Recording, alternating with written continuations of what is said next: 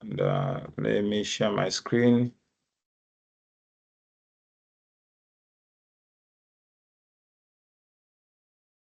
I'm sure you all see me.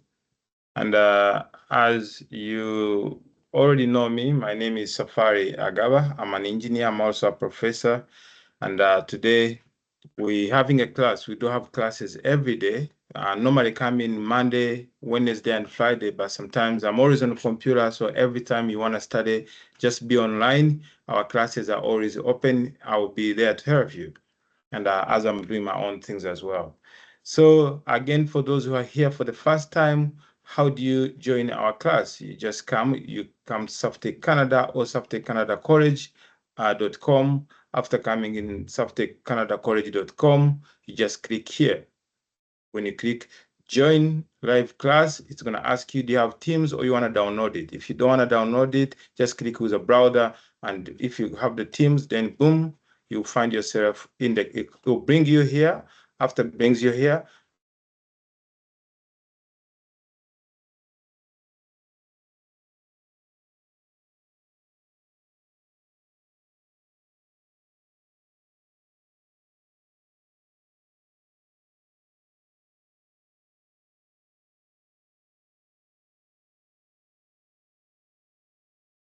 We are not hearing. okay. Oh, sorry, guys, you didn't tell me that you're not hearing. So again, my name is Safari Agaba. I'm the professor and the engineer. I've been an engineer for more than 20 years in North America, Canada, and USA. As a matter of fact, today I have a client who is going to be at 1:30. So I want you all guys who are in class to stay. For those who are watching after the class, sorry, always be in the class because I try to make sure when I have the client, when I have an interview, when I have a meeting with the client, I always make sure we do it live so that you guys can pick a leaf so you can learn something. So today I have 2 interviews actually, and I want you guys to be part of them. I will tell you what are they about. Let's see, where am I? Where am I? Where am I? Yes. Sorry guys. Give me 1 second. I want to check.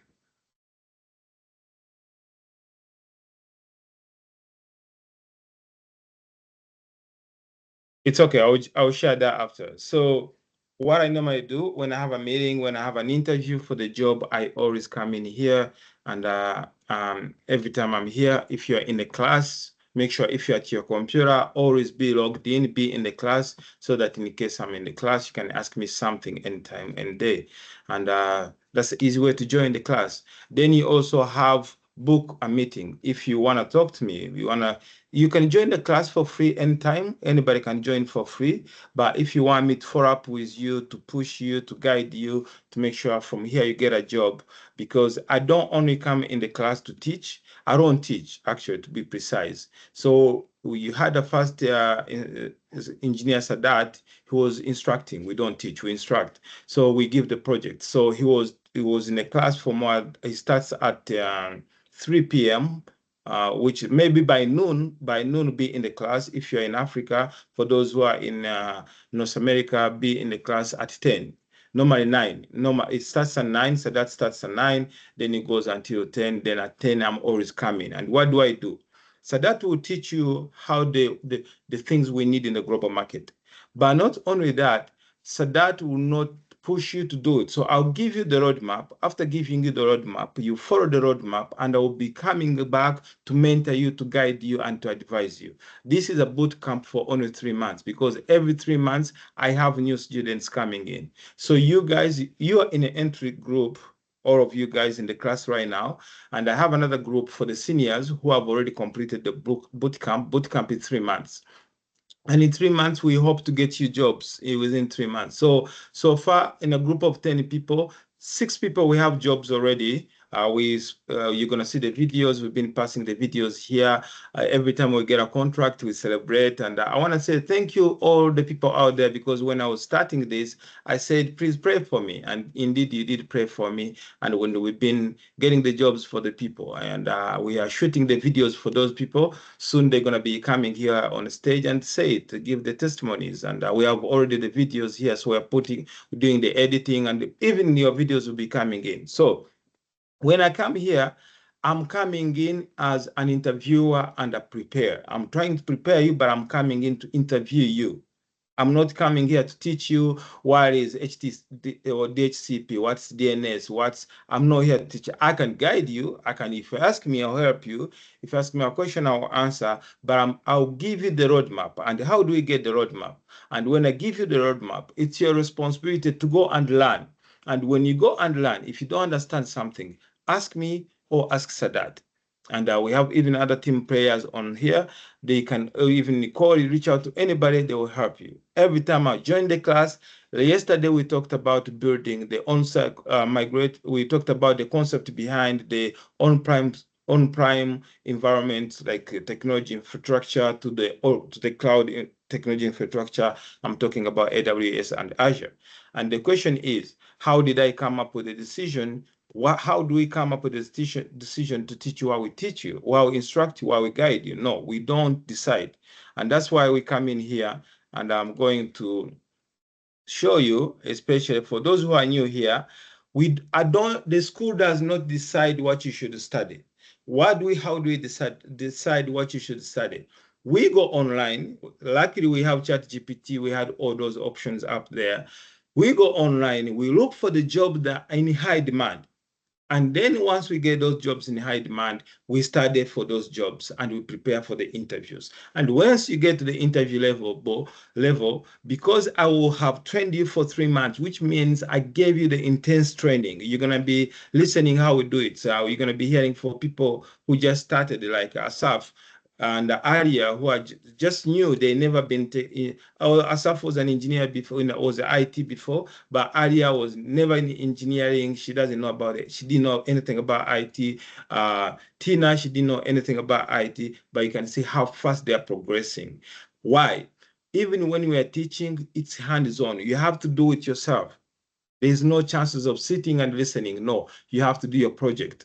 You do it. And which project you do? Because I have these contracts, I see what we do in these companies in Canada. I've worked for Microsoft, I've worked for Siemens, I've worked for Rogers, all the Fortune 500 companies in Canada and the US, I've worked for them. So I know I've designed so many infrastructure, I've designed different environments in the cloud and on-prem. We're going to talk about that.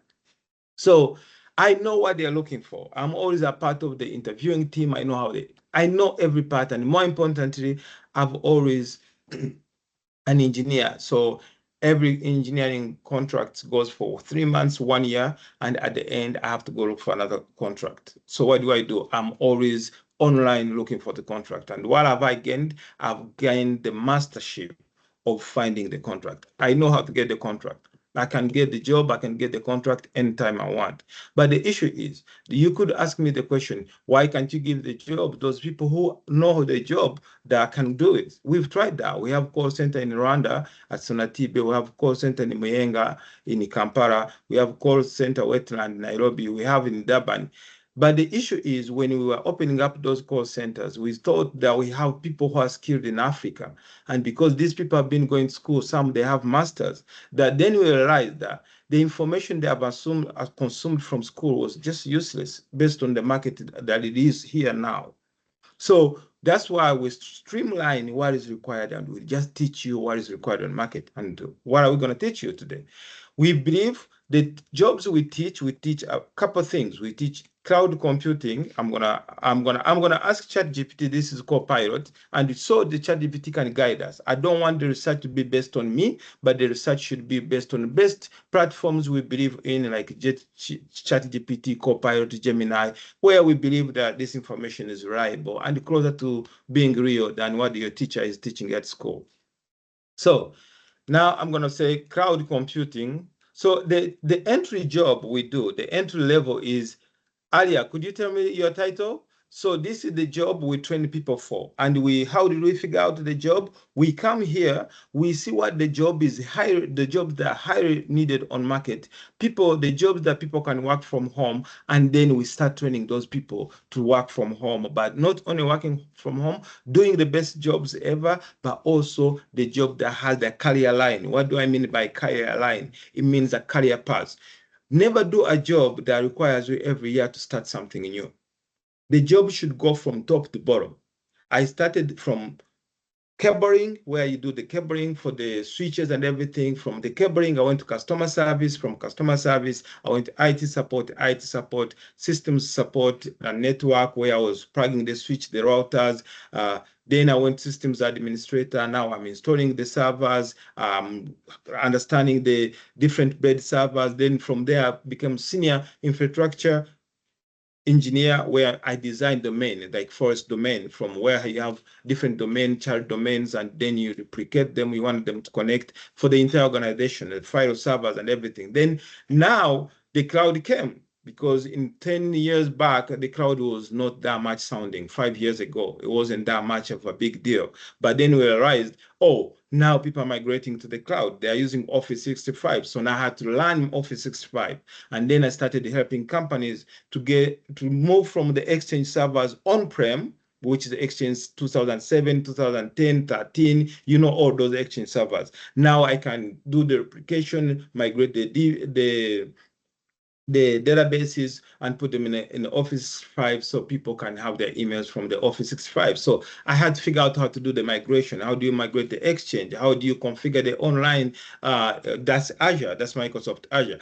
Then from there, the cloud was coming. Then I was like, oh, I can't be left behind, because now Amazon was coming, and Microsoft were there. So Microsoft had Azure. So as you understand, I'm already in Microsoft Azure, because I'm in Office 365 helping users, designing, migrating, and deploying. So I'm already in Azure. But now I realize most companies, they actually prefer AWS over Microsoft, but they still keep Microsoft, because Microsoft has Office 65. Now I had to go with AWS. So I had to become a cloud solutions architect, then a cloud solutions architect, the same way like Asaf is doing right now. Then from there, now this is the same lineage, the same line I'm trying to give you, because it's the only thing that I know how to do, and I've been doing for so long, and I know how to do. So I'm not teaching you the magics. I'm teaching you things that I know. And how do I deal with these things? So Alia, could you tell me your job title on your resume? I can. My job title is AI IT Cloud Support. Good. AI. Let me bring Alia's resume here so you can see. This is Alia's resume. Alia, she's never been part of the IT. She's never worked in the IT department. When you see this technology, and she haven't been with us. Alia, how long you've been at Software Canada College? 3 weeks. 3 weeks now. But guess what? This is Alia's resume so far.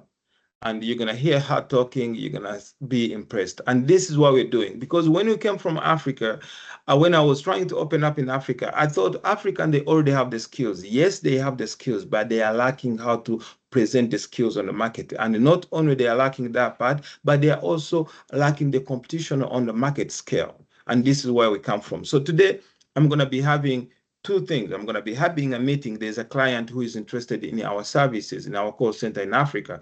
They have businesses in Canada. They want to give us their employee tasks, like helping them with opening up account, maybe calling back appointments and stuff like that. So if you want, any of you guys come and listen in and learn the skills, and that's what we call pitching. I'm going to be talking so good about my company, encouraging them and telling them, and being flexible as much, because when clients are coming to you, they always want to sound like they're small. So always make sure you accept the terms, and once you get inside, prove your point of service, then make a new decision making on the prices. What do? You can submit the price analysis. You can say, based on findings and recommendation in your organization, I feel it should be the best salary for this job. And because you're always doing it, they can't let you go. They're going to have to accept the price. So that's what we're going to be doing. Then I have another meeting with an Indian. Indian, they're so good in engineering. I do have the Indian and Nigerians. Why do I use them? Normally, when they do something, the Indians, they are good, but they're so hard to control, to manage. Because when they come in your company, they always want to steal the idea and take it to India and sell the idea to them. So what did I do? I did the reverse psychology. Now I go them, I steal the ideas. Now I use the ideas for me and you guys. So today, we have a client who wants us to create an AI agent. So we're going to be creating an AI agent, like a machine learning module, kind of. So it's going to be think of it as a machine learning module or AI agent. And that AI agent is going to be going online, looking. So we're going to deploy it on their website. After deploying on our website, but we're gonna design, deploy, and train that AI agent. And that AI agent is gonna be helping them with different things. It's gonna be on their website, it's gonna be inside the company, but also it's gonna be making calls.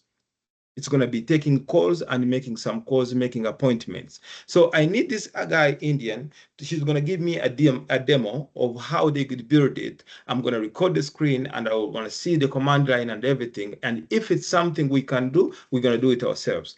If we can't do it, I'm going to hire him. Then he's going to work with us. Then after working with us for a few days, then we're going to let the Indian go. And then you guys, we can start working on this project together because I'm looking to thousands of US dollars. And every company today is looking for the AI agent. Every company today. So in our classes, before I go any further, too much information. And again, when I'm teaching guys, I need to tell you, don't expect me, don't expect that I'm going to be predictable. I have so many things to teach about, and whatever I think is necessary for you, I'll bring it up there.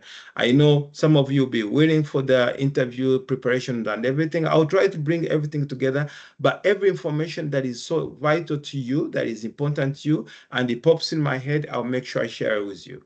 So I'm going to show you one more thing here. This thing, it's called, on our website, when you go on our website, on our entry level, this is our website, our Asante Canada College, and this is me, Engineer Safari. I have 15 years and all this. But what am I trying to bring you here? For those who want to do background check, these are my IDs. But I want to bring you, this is our entry class. You guys, when you come here for the first time, you don't know anything about technology, you've never done anything about technology, we're going to bring you on this. This is your syllabus.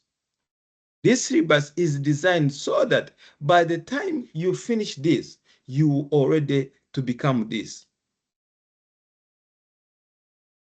So what does this mean? It means you can become an IT support, AI support, cloud support, security support. You have the knowledge in all industries that can help you get the jobs. What does this mean? It means we don't restrict you to teach you only cybersecurity. When you run only cybersecurity, you're gonna find online there's so many guys who are so good, especially Indians, at cybersecurity. First of all, you're gonna have issues presenting yourself because most of you already know, even though you can do these things, but sometimes it's gonna be so hard for you to present yourself.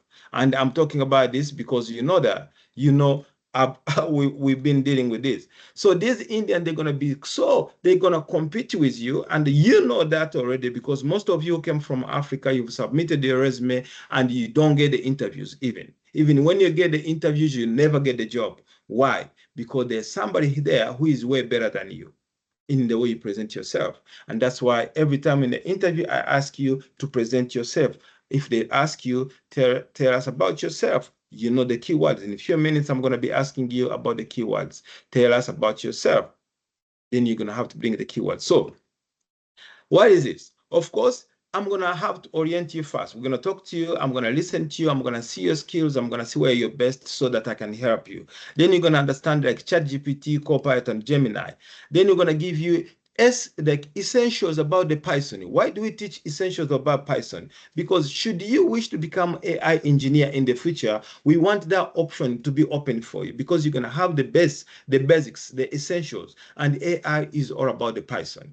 The rest of the platforms, you can use the Power BI, you can use different things to analyze the data, to extract the data. But when you're designing, training, and deploying the data, you need Python. There's no option for that. So that's why we give you the essentials so that in the future, you know how to go around it. Then from there, we teach about other things like career paths. We give you, set you on a job like this job position right now. It's going to give you the basics about IT, AI, cloud, and security.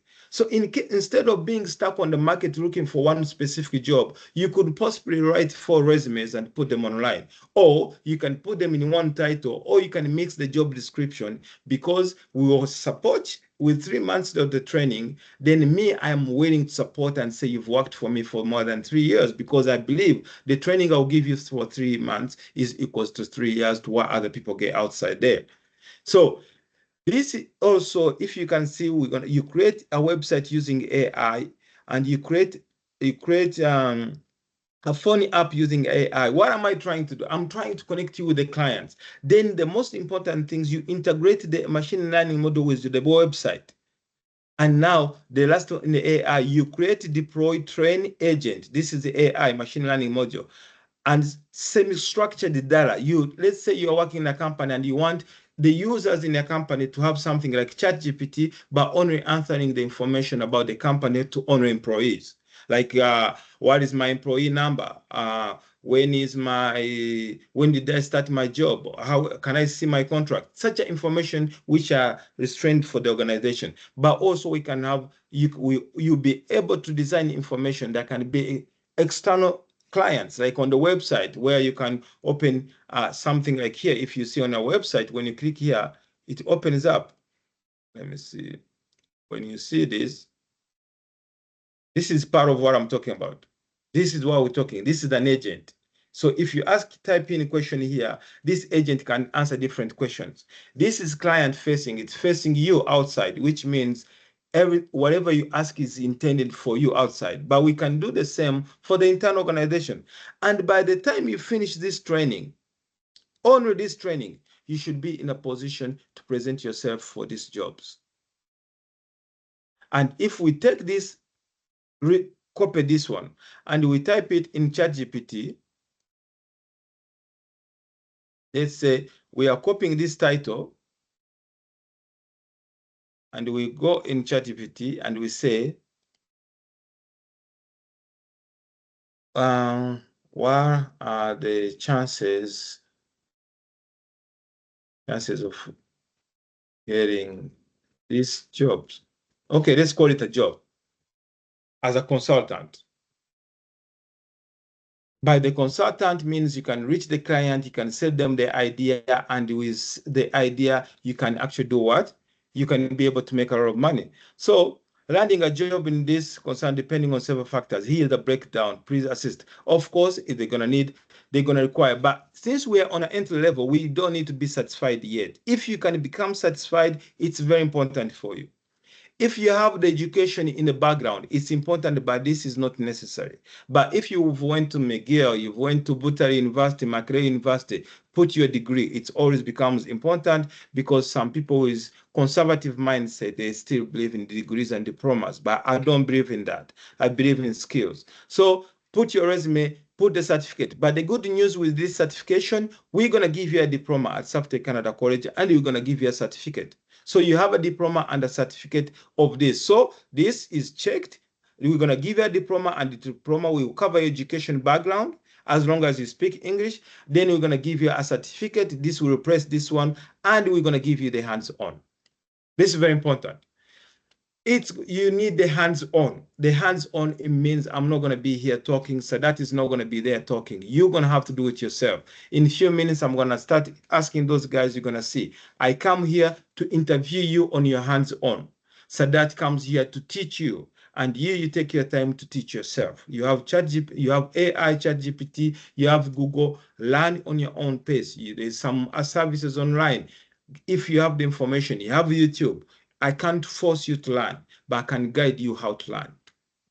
So After you do this, now you hands-on. And this is the internship we are doing. When we are talking about it, we don't just talk about it. You build the platform, you sign up, you build the platform, scratch everything. Then you become a freelancer. How do you become a freelancer? That's why in the training, you created a website. You remember? Now you are becoming a self-employed already. You create a website, and you also created in the training, you created an app. Where is an app? You created a phone app.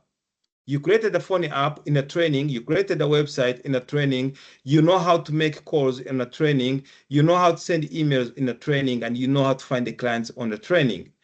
And all that put together, you know how to manipulate the job description tactics. I will ask Asafa and Alia to tell us how important this is. This is very important.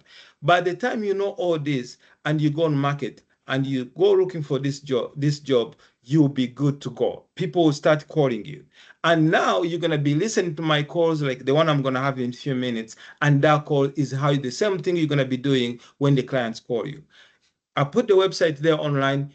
These people call me. They say, oh, you said you provide these services. I say, yes, I provide them. Can we book a meeting tomorrow? If you're not confident enough, call me and say, Safari, I have a meeting with a client tomorrow. I want you to be there to help me. I will jump in on a call and make sure we get that contract. That's not so hard. It's just thinking smart. So spending so many years at school, paying a lot of money and paying the loan for the rest of your life because you took the loan is wasted. It's a system of slavery. This is how you break the slavery. You learn what's required on the market, you apply it, you hands-on do it, and then once you're ready, you market it. And once you market it, I swear, I believe it's going to work.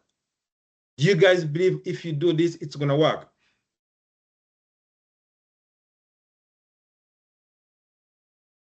Aria, do you believe if you do this, it's going to work?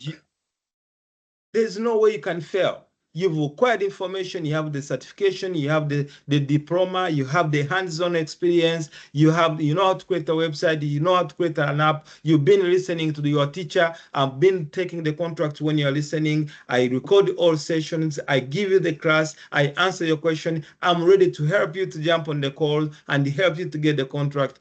And I'm ready to post your resume. I'm able to help you change your resume. I'm able to help you with a background check on your job history. I would defend you. They will call me and say, yes, you've worked with me, and now you have the skills. I'm confident to say that because the government is not going to come after me saying, what did you say? Yes, I said, yes, you've been working with me for 3 years. I can defend that because I know if they bring somebody else who's been working in a company for 3 years and they put you next to that person, you're going to perform better than that person. And that's where the blueprints comes in. So if we do all this together and you still expect me to come and help you to get the money, then there's something wrong with you. I'm giving you the tool. I'm showing you how to fish. Go fish for yourself. People like Aria, people like in this class, let's say, for the other class, that's why they're getting the contract because they know already. And I want you guys to connect with them, but I don't want you to distract them because new people always start asking so many questions to other students instead of asking the teacher or the instructor or the mentor. And it's so distracting because these guys are busy trying to build up themselves and you are busy calling them, asking them to help you. Yet you don't pay good attention in the class. So like Asaf and Alia, I will move you to the next class because I think you are moving that fast. Then others, Alia, you're going to be in charge. Tina, you're going to be charging of this class. Andrew, you're going to be charging this class. Lucky, you're going to be in charge of this class as we build it. So every time it becomes 10 people, they do the first one, we move them to shift them to another class.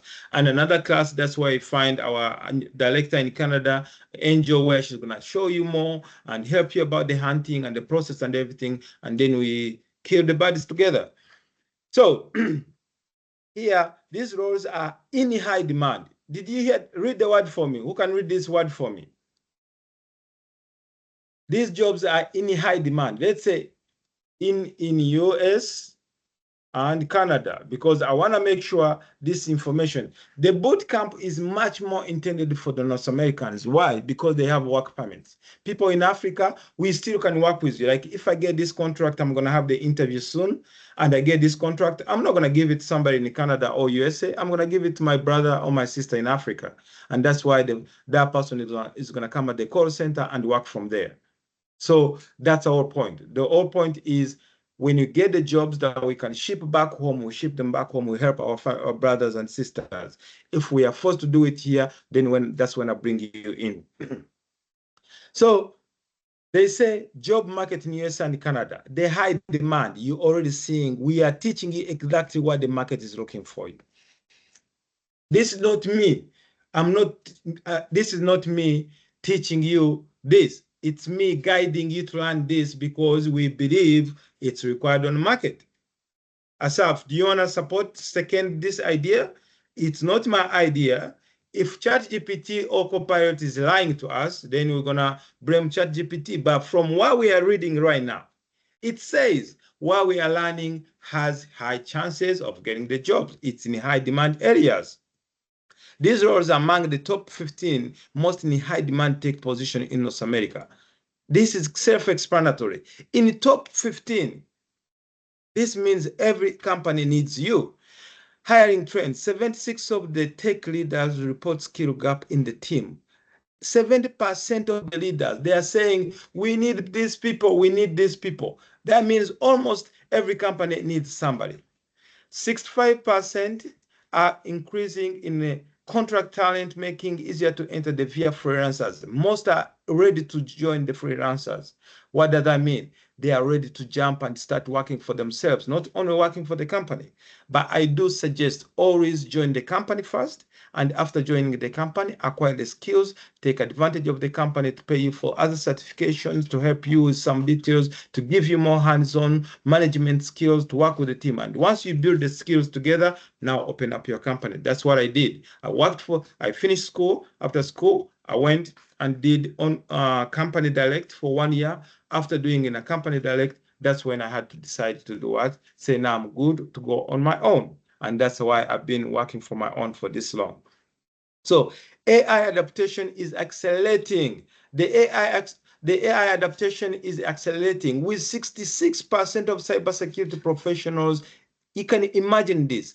The career is growing. This is not my own words. I'm telling you why we teach you this and what is important. So it's up to you to learn it from here, learn it from yourself, or learn it from any school. I'm here to teach you to succeed. I'm not here to prison you. I'm just here to give you the knowledge that can help you guide yourself. If you can go to school for 20 years and graduate with a master's, bachelor's in Makerere University, in Butare University, and you come here, nobody wants to hire you, then you should know you consumed the wrong information. And here is how you learn how to learn fast. Before you go to school, you should learn how to learn fast. And that's how you figure out. So now you understand. Now we understand the jobs. We've seen this is the entry level. After the entry level, this person is ready to get these jobs. And this person can work for themselves as well. These are the jobs they can apply for. They can also mix the entire resume, make a resume like this as a job title. And sure deal, we know if ChatGPT is not lying to us, we know you're going to get a job. Remote freelance opportunities. This person can do so many jobs, even that don't require a lot of coding, because this person is already good. He can work on hybrid tech business roles, corporate BPOs, he can learn so many things. Then after, we have a second level. So we have entry level, intermediate, and advanced. In advanced, that's when more skills comes in. Now you become an infrastructure. You want to design it more. You become a cybersecurity specialist. You combine this. When you combine this, that's how you stay competitive on the market. Because if you do one thing, the market, you're going to get lost on the market. So let's go in the class now. So after we've covered all this, and now I have people to start defending their resumes, and I'm gonna Asaf, if you're ready, there must be questions for you. Yesterday, these guys, they have so many questions. Did you guys fix all the problems? Do you have questions for me? Who wants to share the screen? And we can go a little bit through it. And also, we have a new person from cybersecurity specialist. What's your name again?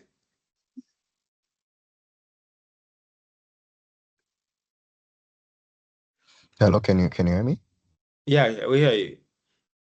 Yes, my name is Pacific, and Pacific. I'm So, yes, yeah. I'm a visitor today, and I studied cybersecurity at McGill University, and I worked in the industry for about 3 to 5 years. I hold different IT jobs, and I even used to work in a call center here at Montreal. So, um. I like the initiative here and the way you help us to learn skills that are required, on the market instead of, going through all these daunting processes of getting master's degrees and bachelor's degrees. Sometimes people end up with no hands-on experience. So I hope I'll learn a lot from you. And yeah, it's really good. Thank you.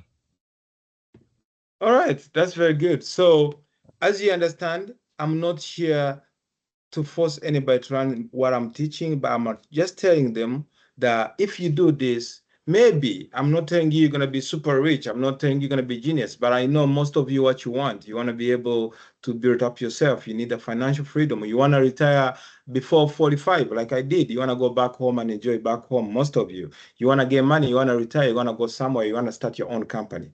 If I did it, I'm sure you can do it. Most of you are way better than me when I started. I could barely say nothing.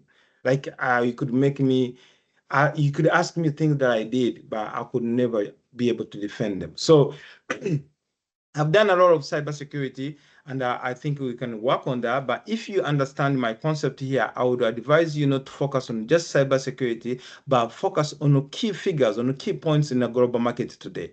And those key lines are these ones. And just consume the basics. And that would give you the baseline, how you can start. And once you get the baseline, because by doing the AI, understanding how to create machine learning modules, agents, on a high level, on a basic level, I'm not telling you advanced level, and also consuming like basic Python skills, like also having the IT skills, the cloud skills, like understanding AWS, VCP, and all those pieces, EC2s, then going security. Then you're packaging your skills in one big package that every person who is interviewing you, he can't let you go. If they are looking security, they have you. They're having, so technically, they are having more than how many people? 1, 2, 3, 4. They're having 4 people, including customer service in one package. So even if they pay $100, they are not losing. Why? Because all they have to do is they make sure they give you tasks and tasks that you work to make that money because they know you have the skills. So when you do this, you've maximized your chances on the market. And you still do your security because you have your security anyway. So that's it, very good. So I've done a lot of security and I have a few questions for you. But before I start with you, I'm going to jump to Aria, and I need to know, Aria, did you, Aria, finish up with the I think you are configuring the MFA, were you? No, actually, yesterday they were working on instances. Yeah, Yes. deploying Okay. instances and Do you trying want it to share remotely. your screen? Aria, could you share your screen and tell us where you are, what you're trying to do, what you're trying to achieve? Because there's 2 things you need to know. It doesn't matter what you're doing and you don't know how to apply it in a normal concept of doing things. Okay? So every time you're doing something, just ask yourself, how does this apply in your life practically? If I say Python, you should ask yourself, I'm trying to get something. Why are you teaching me Python? I'm giving you Python so that in the future, if you want to become the AI engineer, Python is going to be a requirement. If you want to go to university, Python is going to be a requirement in the AI engineering. So by having it in these essential areas, it's so important for you. Aria, share the screen.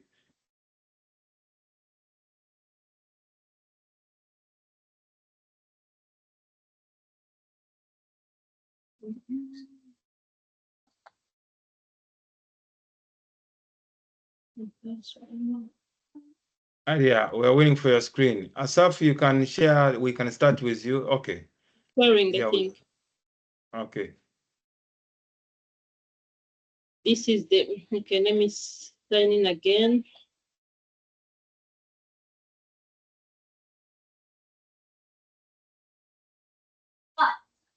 I'm signing as IM user. The reason why the river was crying is because it's different. Yeah? I can't. Why? Go back.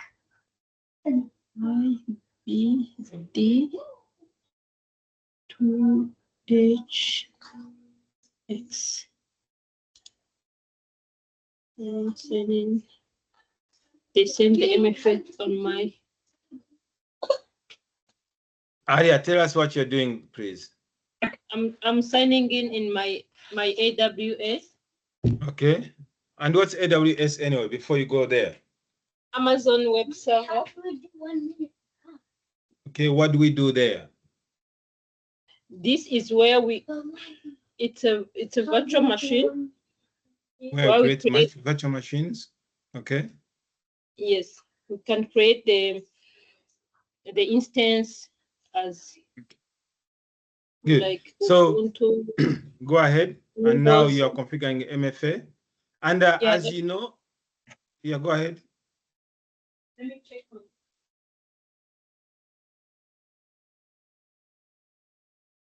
I'm trying.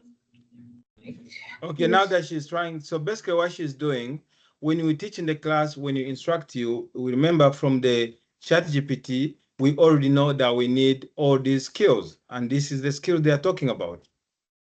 So we are trying to align ourselves in a position of AWS, and the AWS is cloud services. We have software as a service, we have infrastructure as a service, and so many other different services up there. So Asaf, you can share the screen. We can start with you as Alia. She's getting ready, because the way we do this, we have the class in the morning, and this class almost teaches the same thing I teach, but it's going to be different, because when I come in myself, I come in trying to interview you and prepare you for the job. I don't come here to teach. I can help you answer the questions and stuff. Asaf, share the screen. I can answer the question, I can do most things, but I'm here to train you to prepare for the job, for the interview. So I'm the bad boss trying to prepare for the job. And then Sadat is there to help you learn and master the skills. Then it's your responsibility to go to create. We show you how to build the AWS platform. You log in the AWS platform. We show you how to create the instances, VCPs, and all those systems, so that those who want to continue to become the cloud architect, like AWS cloud architect, and like Asaf is on a journey for that, and Aria is for the support. And when you see Asaf, if you are sharing the screen, as we're waiting on you, I'm trying to show them something. So AWS cloud architect pay range. It doesn't matter. ChatGPT Copilot will understand. Just type, and that's the job for it. It will understand what I'm trying to say. So don't let spellings and mess up with your time. So we are going to see, how does this job pay? How much does it pay? Is my system this slow? That's weird. So Asaf, on an entry level, he's trying to get a job that can pay 130K. As you can imagine, 130K, you are looking about almost 60 and above dollars per hour. And this is the entry pay. In US, in Canada, this is the entry pay. So in US, it's much bigger actually, but in Canada, this amount. But remember, there's also in our services, I'm going to tell you how you can get the US contract. So in this case, when you study this, you can still get this pay when you're in Africa, because they don't care, you work remotely. And if the VPN required, we'll talk about the VPN as well. So this is the journey the Asaf is in. As you know, this is not an easy journey. It's not going to be easy. Asaf, has it been easy? How is it so far? How is your journey?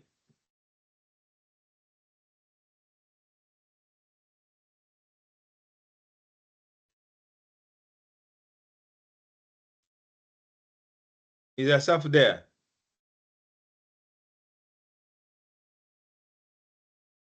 Asaf, I think you're on mute. Could you unmute yourself, please?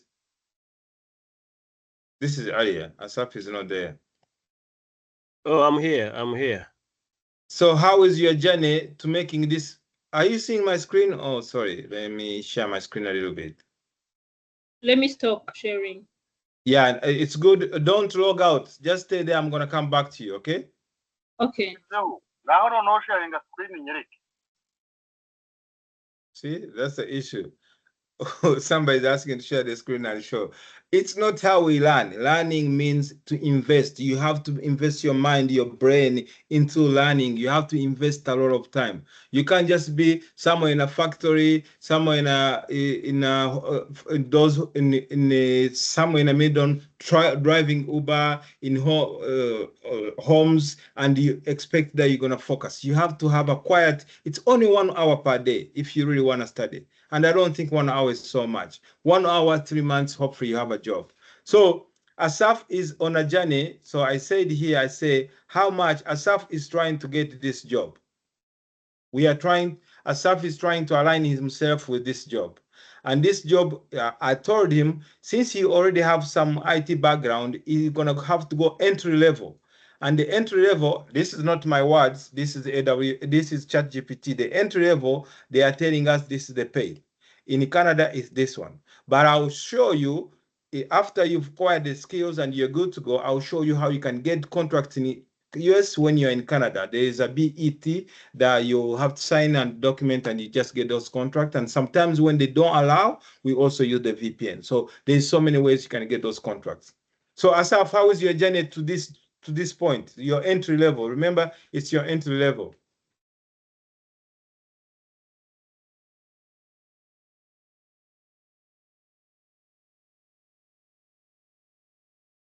Asaf, are you there?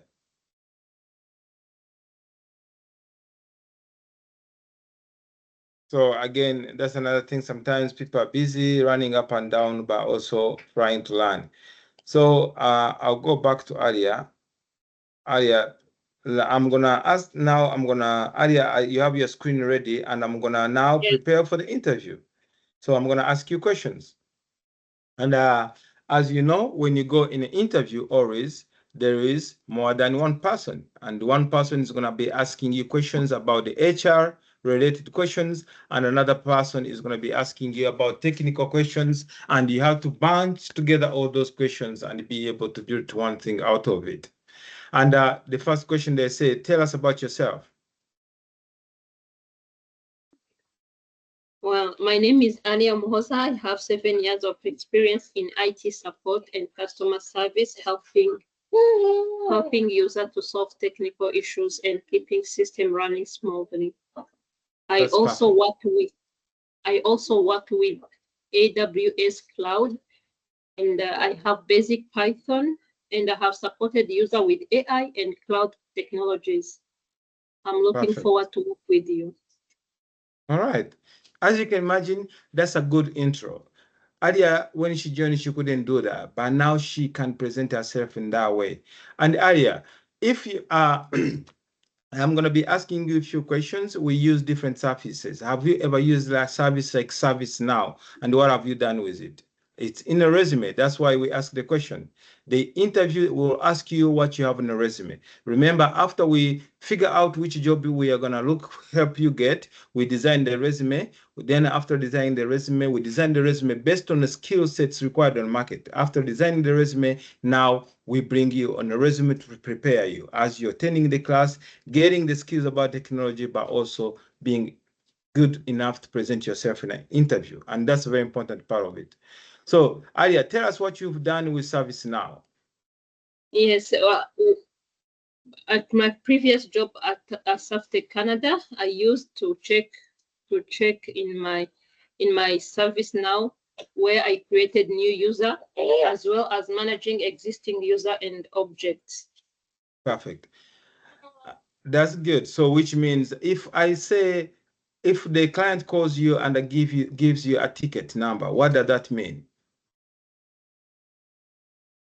If I get the ticket number will be in ServiceNow. So if the client says, I'm calling about this issue, And actually, as a matter of fact, I'm going to call you right now. I'm going to give you the ticket and you're going to have to check for me. So we're at this point of the interview, we're also going to practice the phone call because she's going to be working at the help desk where people are calling with different issues. So the first question is, Alia, pick up the call. Hello, how may I? This is Alia from Safety Canada. How may I help you? Thank you. My name is Pari. I'm calling about the ticket. I've had this ticket for days, and this ticket have been sitting there. I don't know what happened. Could you check for me and tell me what's going on, please? Yeah, sure. I'm gonna help you. May I have your ticket number, please? Good. It's a B22345. B22345. Okay, give me 5 minutes. I will come back to you. All right. Hi, Safari. I checked for your ticket and I found that your ticket is pending. Good. So may I know are you gonna update the ticket so they can follow up with me? Because I need this issue resolved immediately. This ticket is assigned to manager. I hope they're gonna call you soon. Okay, thank you very much. Thank you for helping out. Okay. So we've just did two things at the same time. Not two things. We have done technology. She have logged in the iCloud, and that's much they expect from her because they want her to create the user accounts, also put the user account in different groups. That's in the AWS, which she opened already, and she's gonna take us through the AWS, tell us what she have done, how she have done it, and what it does. Then she also knows ServiceNow. ServiceNow is a software as a service. It's in a cloud, and every company uses it. So you have to make sure you know how to use it, regardless where you're going. So you also have to have communication skills. You've heard how she presents herself, how she picks up the call, how she responds the call. That's what they are looking for. They are looking for somebody who is sounding like she have done this before, who is actually doing it that way. So this good. So Alia, share the screen of your AWS cloud. And sure, tell us what you're doing there or what you've done there, and just take us through like people who've never worked on it before. And Asaf, when you're ready, let me know. Okay, let me go back. Okay. This is my AW.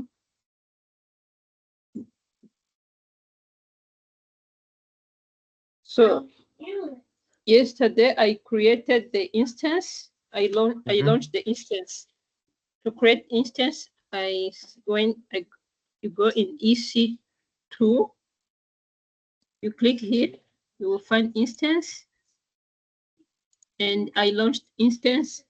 To launch instance, you go here. You give it a name and the tag. Maybe I can call it Alia Ubuntu. I'm going to create this. What's Ubuntu? It's this operating system. Good. You click here. And yeah. We have to create the key, pair, the private key. This is What's the key? It's like a password. When you want to log in, this is gonna come as a password. Okay. Let me create new here. Let me call it. This is good. So in this case, if the ticket was assigned to Alia, how would the ticket of what Alia is doing right now be assigned? What would be in the ticket? Who can tell us what would the ticket ask for? Your manager is sent a ticket to Alia, and Alia is trying to resolve the ticket right now. Who can tell us what's the words in that ticket?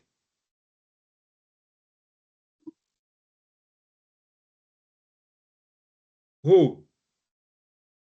I'm gonna ask Prince. What do you think is in that ticket?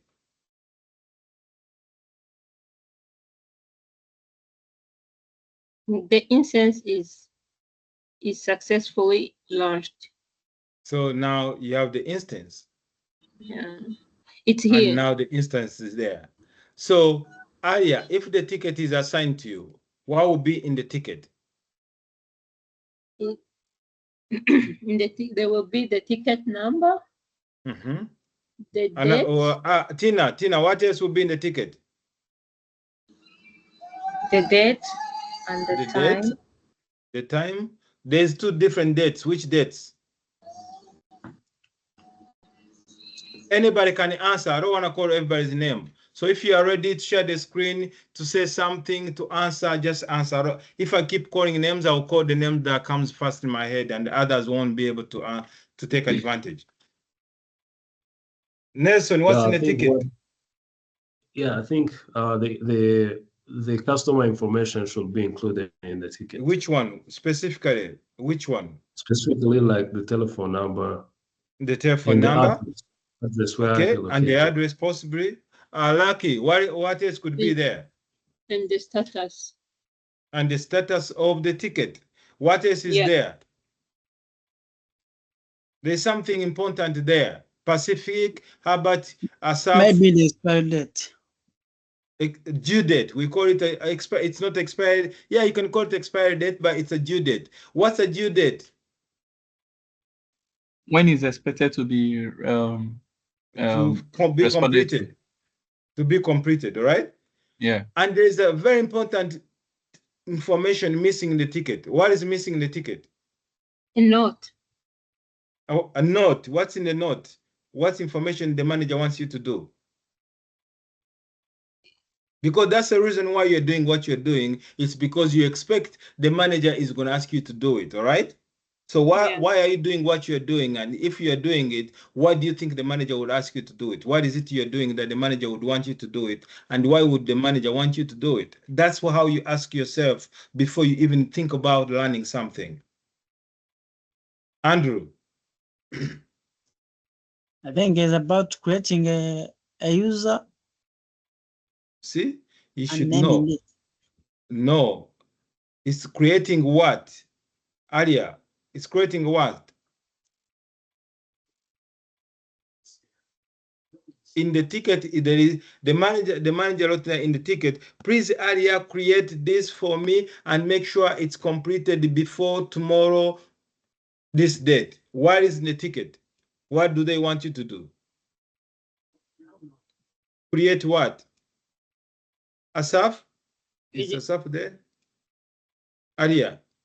Tina? I think it's the user. Tina, what is it? It's an instance, a computer. Is it not a computer you're creating now? That's a computer you've just created. You know how to create it, you know the hands-on, but you don't know why you're creating it. Is it not funny? Yeah, it is. And why are you creating it? Because another department, for sales department, says we have a new application, we need a new server, so tell the IT department to give us one server. Then the manager will tell you, could you build a server for them, please? Could you build a computer for them? And you ask the manager, is this a Linux, Ubuntu, or Windows? Because all those, they are operating systems. And why do we use operating systems? We use operating systems because we are creating a computer in the cloud. Mm-hmm. If you didn't have to do that, then you will have to go on a shop, buy a server, bring it somewhere, plug in power, put the network cable, and then put the services there and make sure it's running every day. And if the power is gone, all the services will go down. But in this case, you have a server in the cloud, and that server can't go down because they are replicated in so different regions. Yeah. What's availability zones? The part of these questions are intended for Asaf, but I think Asaf is busy today. He's always available there, but I don't know what happened to him today. And maybe we are building this server, we are going to give it to the security team. And the security team. I'm back, sorry. There was another class going on another machine, but this time it's not mine. It's for my spouse. Oh, so it's okay. It's okay. So you confuse the entire class because you are missing, because some of the parts that Aria don't understand, you are the one to explain to them. So I make sure you understand them so well. I'm sorry for that, but now I'm here. So we just Aria just created these 3 instances, and I asked Aria, the manager sent you a ticket, and she explained what's in the ticket, but she forgot one thing that is very important. The note, the reason for sending you the ticket is to do what? That was the reason. To create what? Aria, what is it that the manager wanted you to create? To create the instance. And Kiza, what's an instance? An instance is a machine running virtually on the system. On the system. Okay, that's perfect. It's a virtual computer. It's a virtual server. It's a virtual computer. You can you can have Windows 10, you can have servers, you can have anything you want there. And that's a virtual server. Nelson, what's the difference between an EC2 and an instance? Yes, an instance is, we've seen that it's a virtual server. Aria, could you tell us what you're doing? You're doing some great things and we don't know what you're doing. What are you doing and why are you doing it? I was stopping this instance because if it's still on, the credit keeps going.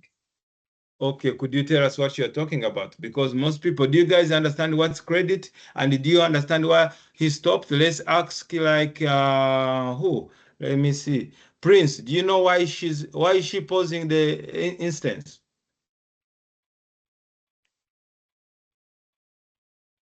No, I don't really know. I stopped this because I think I have even this is a free AWS, but we have 100 USD. So when these instances are on here, when they are running, the money are going, even if you are not using it. You hear that? So Pacific, have you ever built an instance in the cloud? Yes. Good. So what's availability zone? Pacific, why is availability zones? We see availability zone there. What is availability zone and why do they call them availability zones? Where I think it is where the server is based. Yes, it is where the server is. Are you saying all regions are availability zones? No. So let's say you are building a security application. Maybe you are running such an audit on the servers. And they say we need to deploy as an instance. And this instance, we're going to run application. And this application requires high availability. How would you design that? Where would you put the application? In which layer of security? Where would you put it?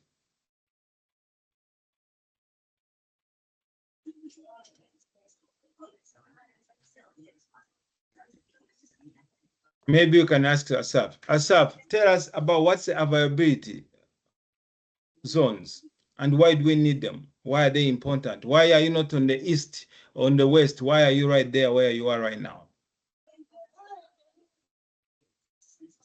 Yeah, actually, when we talk of availability zones, we are trying to separate data centers so that in case one is down, another one is up. And normally, when you are setting up availability zones, it's better you see what is in the nearby region or the nearest location. Okay, good. And if I'm deploying an application, so Mr. Pacific, he said, Pacific, yes. He's from the security team, and the security team is doing hardening for the. Do you know what, Pacific? What's hardening? Because now you're gonna give we are going to give a task to Asaf. Asaf is going to do the job, and the part of the job, the team is going to help him to do it. So we segregate the job from different responsibilities. And Asaf, I want you to understand the security part of this, because the most important security part in the cyber security, this is a part of hardening. Pacific, have you done hardening? Aria, if you are not talking, mute yourself. Tell us what you've done in hardening. For cyber security, what have you done in hardening? I'm sure you studied this at Miguel. Yes, by installing firewalls, logging and monitoring, and doing network hard. I mean, for the for the security perspective, I'm talking about like hardware hardening, understanding the ports which are open. Because from the security perspective, actually, right now I was doing something on some of my. Do you understand this command? Do you know what I'm running this command? Because for this from security level, this is what you do. What does that command do? You can't see the screen. Oh, sorry. I think earlier is the one still sharing. I don't know. No, now I'm sharing. So what does this command do?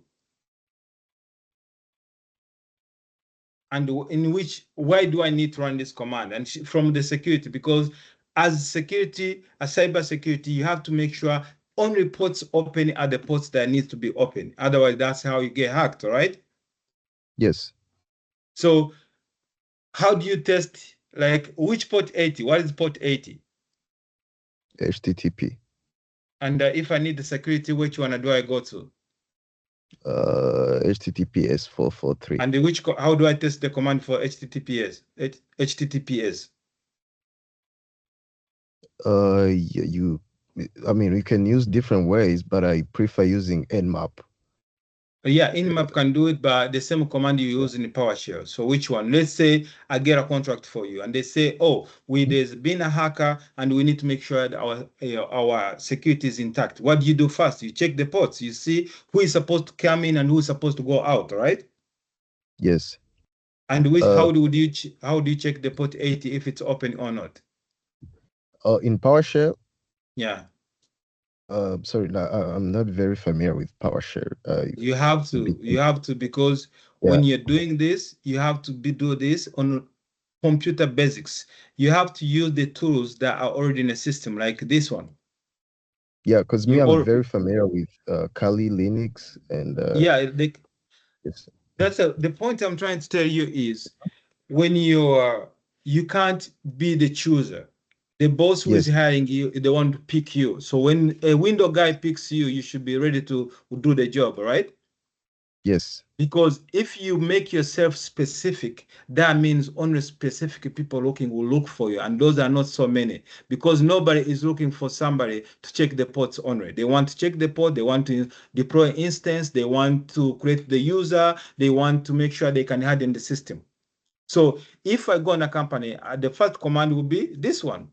And in this case, I would, what's support for HTTPS? 443. 443. So let's see. This is how you how you check the port. And this is this is how you check if those ports are open. And this is the best way to start, because if you are in any interview and you are doing the cyber security interview, don't think somebody is going to ask you how to create the policies on e-clusters and pushers. Don't expect the manager to ask you how do you analyze the logs that have been embedded with Scamp. Have you used Scamp before?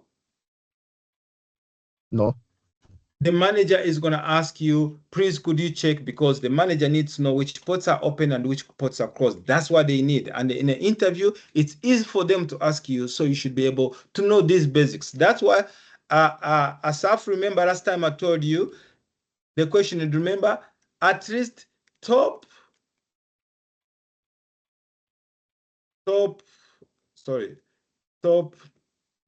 10 skills a cloud architect must know.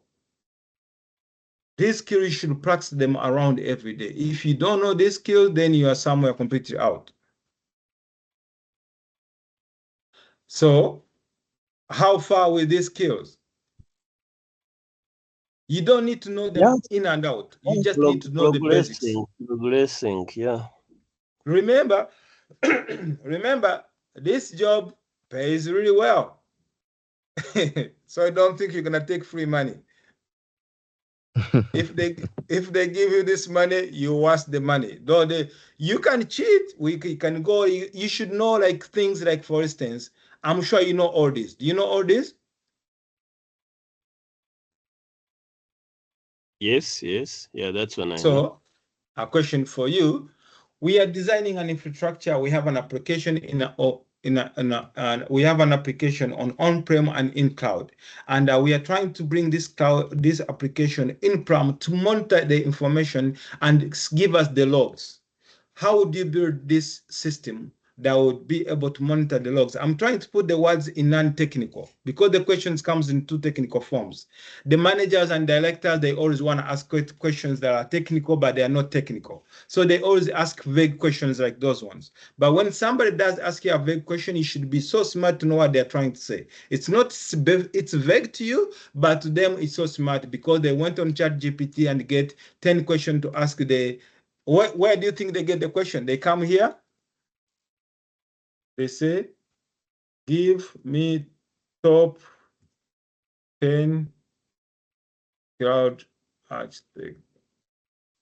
interview questions. This is when the director is coming in, don't expect him, he's too busy to know about the VCP.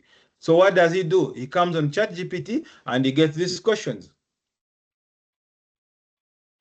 So every time, and as you can see, these are basic questions. These are baby questions. Asaf, you can answer all of these. Yeah. And also, our guy from cybersecurity, you should know all this. This is cybersecurity line because cybersecurity is about security, and this is all about security. And I have another question for the security guy. What's the difference between a firewall and a security group? And Asaf, you should be able to answer this as well. Okay, a firewall, it's a tool that protects network just to monitor the incoming and outgoing network traffic. And a security group, I would say it's a group, it's a set of computers where computers or objects. Okay, let's say objects. Yeah, or because objects, whatever. Yes, users that have been put together to make sure, like when they're serving, like it may be the same purpose. And now let's shift.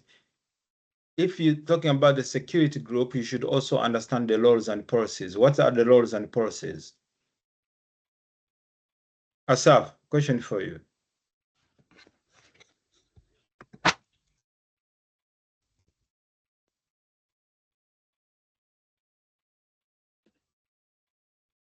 Asaf, you there?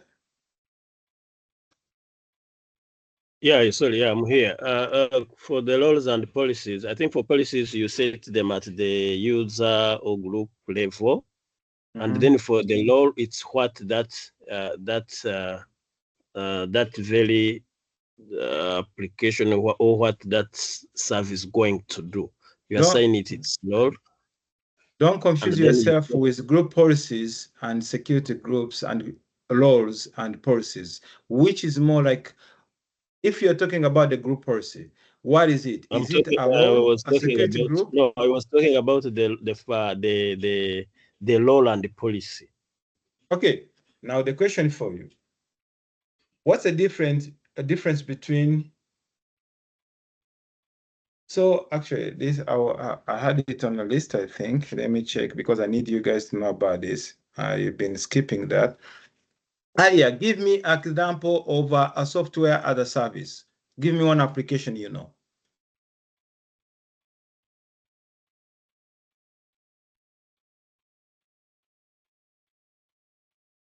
Alia, Tina, what's a software as a service? Give me an example of a software as a service.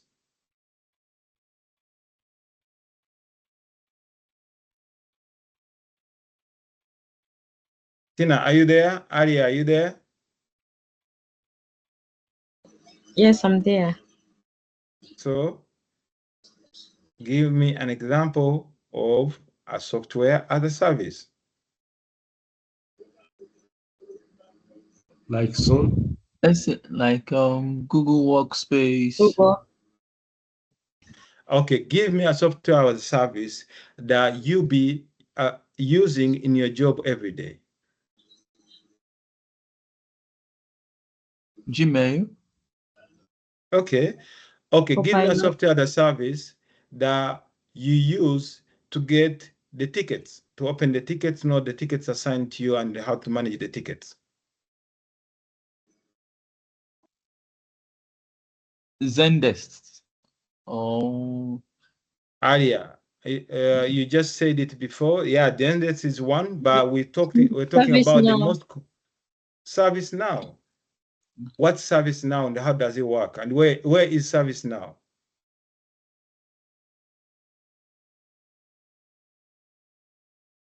Tina, where is service now?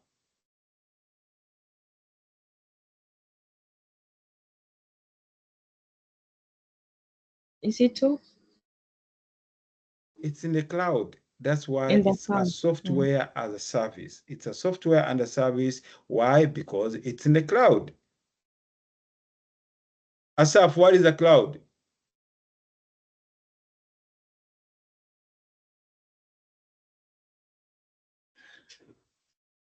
Yeah, cloud is just an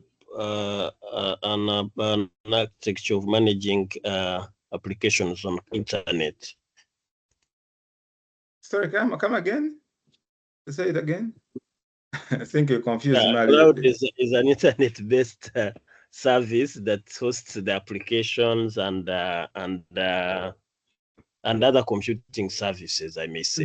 Yeah, it's true. But could you say it as an engineer? Just as an engineer. Okay, I'll give, what's his name? I forget his name all the time. Pacific, what's a cloud? How would you break down the cloud for somebody who doesn't know what's a cloud?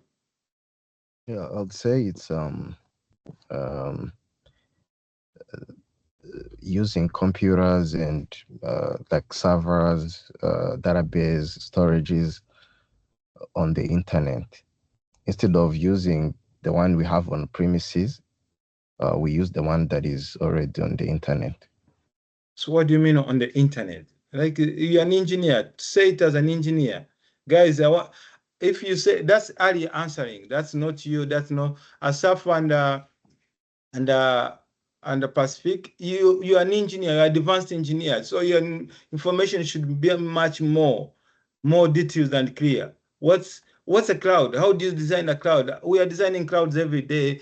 Did you, Asaf and Pacific, have you ever worked on data centers? No, I haven't worked in data center.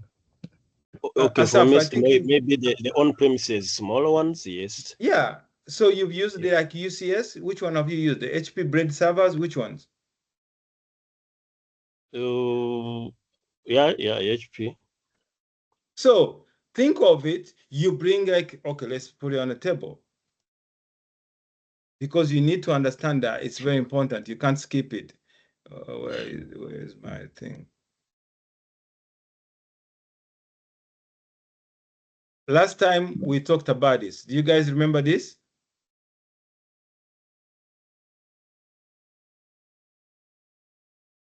So let's say Yes. you have one server in MTN, you have another server, you can have more than one server, but the minimum for the data center is 3 servers. And why do you need 3 servers? You need 3 servers because you want to take all these 3 servers. Let's say take 3 servers like this.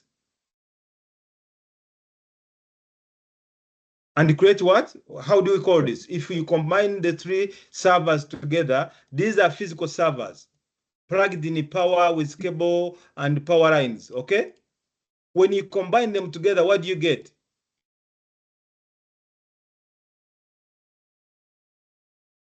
Now you can manage them using vCenter and these servers. This is why you create a cluster. So it could be a cluster of servers, a cluster of databases, or in this case, it's going to be a data center. You can create a data center by this, which means these physical servers, which is like EXI for VMware or whatever for VMware for Hyper-V, you bring them together, you create a cluster. The same technology, this data center with I don't care how many servers, they are sitting in everywhere around the world. And where are they? Let's go here and see. AWS regions. So when you come here, maybe I hope you see them here, they should show you, let's start with availability zones, regions. So the regions should show you around the globe where they are located. Let's explore video for modern regions. Oh, no. Say spelling. Let's say availability zones. Let's say we start with Canada or anywhere. If we do this, it should tell us the global where they are. If you go in Ohio, you see these are the data centers. You see them? And what are those? Those are just these. They put a bunch of servers, they put them together, then they create a cluster, and inside those clusters, now you guys can create EC2s, you can do anything. So you and me, you will never touch this. This is Amazon or Microsoft physical servers. And they have big coolers in somewhere in the middle of the desert. And that's why you see them here. If you go here, hello? They are here. If you go in Canada, mute yourself, please. Prince, mute yourself. Prince, mute yourself. So this is, Asaf, you understand now what's a cloud. The cloud is, they took all these data centers with a bunch of servers, and they put them around the world, and now they are connected together. So if you put a server here and maybe a bomb or an earthquake hits here, your file is going to be everywhere around here. It doesn't matter.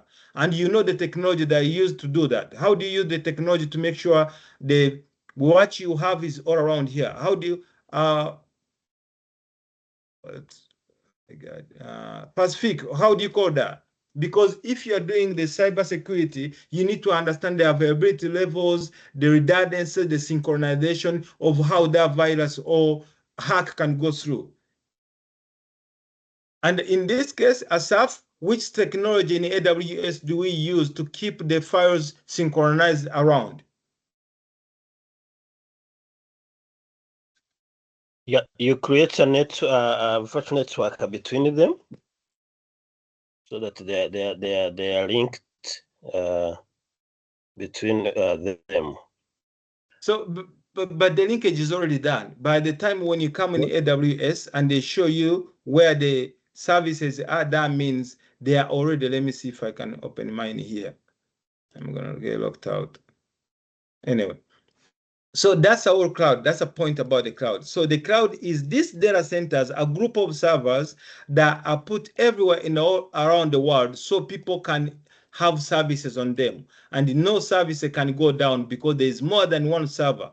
If one server goes down, there's other servers. If any catastrophe hits that region, there's other regions available to do the same thing.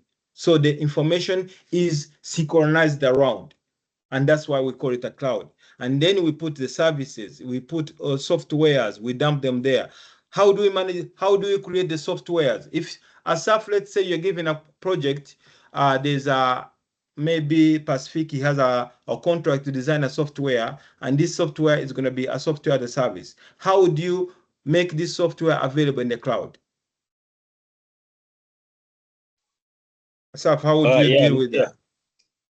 Yeah, mostly when these softwares are being worked on, we use these services provided on cloud, like infrastructure as a code, and then you can design or create your database, and okay, through you can as well use containers and Dockers. Then Good. That's what I was looking for. You make your image accessible. If you use containers and Dockers, which service do you use to run those commands?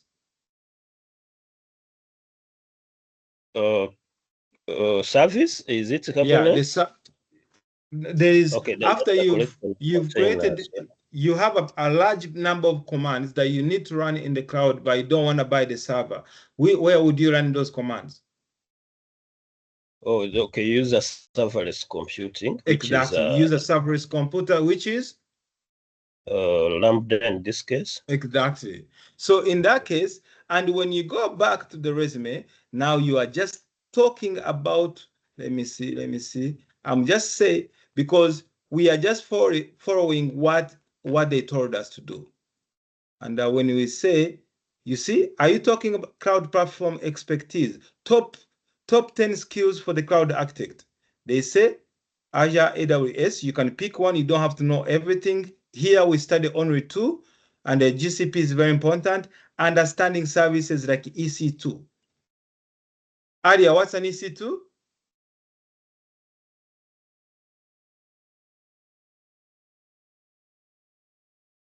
Tina, what's an EC2?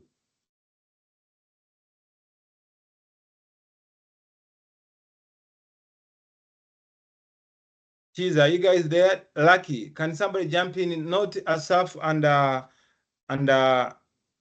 Pacific. The rest, can you tell me what EC2? What's an EC2?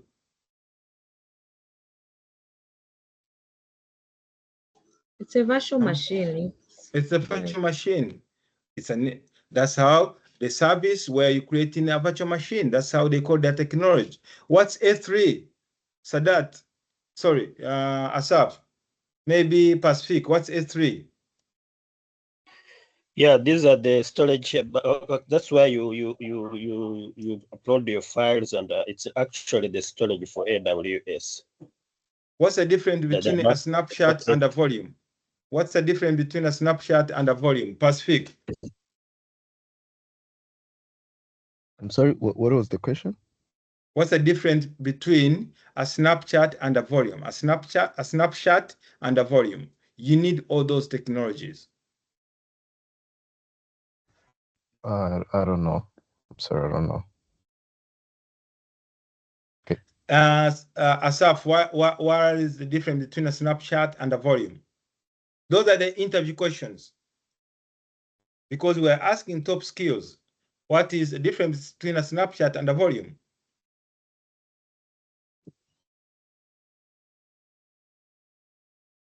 Yeah, actually, I think for the volume, that's the storage or the size you attach to the virtual machine. For example, when we talk, maybe the size being 30 GB or 20. Yeah, so that's the volume. And for snapshot, okay. Are you reading? Are you reading from ChatGPT, or you're saying it? No, I'm thinking how I can explain that. So to keep it in 2 ways, the easy way, the volume is this. It's an S3. A snapshot is like a backup where you can use other different other hard drives. Oh, so a snapshot is a backup? So a snapshot is a backup. You can use, it's a backup storage. The storage you can use for the backup. But if you I was trying to look at it from the technical perspective. When I look at maybe the instances I created, you find like you have 3 volumes, and you find you have like 10 or 16 snapshots. So I was trying to So come a up with snapshot, there's two different snapshots. The snapshot is the package of that operating system that you have there, which you can create a snapshot, which you can back up. But by backing up, you don't back it up as a system. You back up where it is. You create a snapshot. You can create a snapshot. But in a volume and a snapshot volume is the volume you can use for the backup. You understand? So in a real computer world, on a laptop, you have SSD drive, which you can put operating system. But also you have like 3 hard drives, which you can cluster together and create and make a backup out of it, like RAID 3, RAID 5. Yeah, but physically that would be outside the physical device. Exactly. In this case, everything is outside, but they are put them there for you to use them. And so now, Asaf, you can rank yourself by the first step. You know top skills. You know you've covered all of this. I think you know everything about this one so far. And I'm sure even the teams behind you, they know EC2, and that's what they need to know. And on a network level, you know VCP and stuff like that. So let me see. Now I'm gonna back to let's say I'm gonna back to, let's say, Andrew. An interview question for you. We've been paying a lot of money for our services in the cloud, and we need somebody to come and monitor our services. How would you monitor those services if we give you this opportunity to make sure we don't overpay for the cloud services? Or I think monitoring the services in the cloud, I'll need to have an instance for me to monitor them. Alia, how do you do that?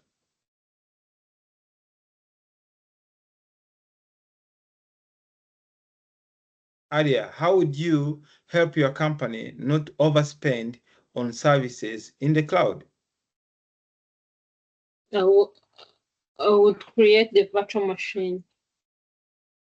We stop those one we are not using.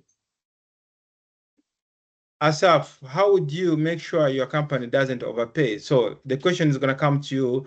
We are hiring for a person who's going to be helping our cloud because we are overpaying. How would you help us to make sure we don't overpay for our cloud services?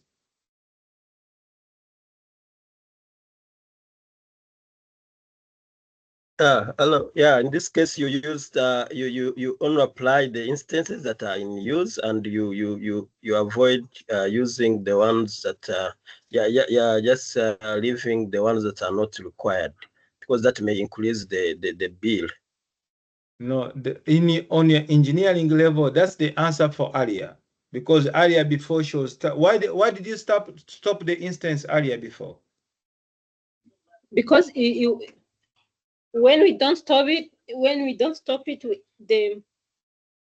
the money keeps going even if we are not using them.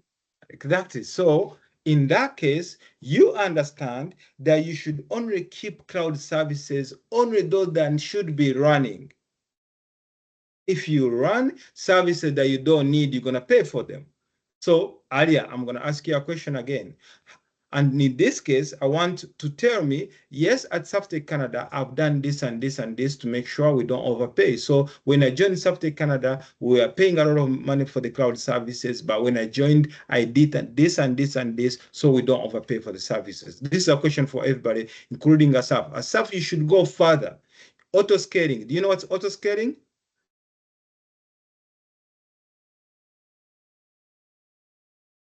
Oh, yeah, I think I have an idea. You're going to talk about auto scaling, and Prince, you're going to talk about the instances, how to monitor them. Why do you use to monitor? Asaf, why do you use to monitor them? You should know that.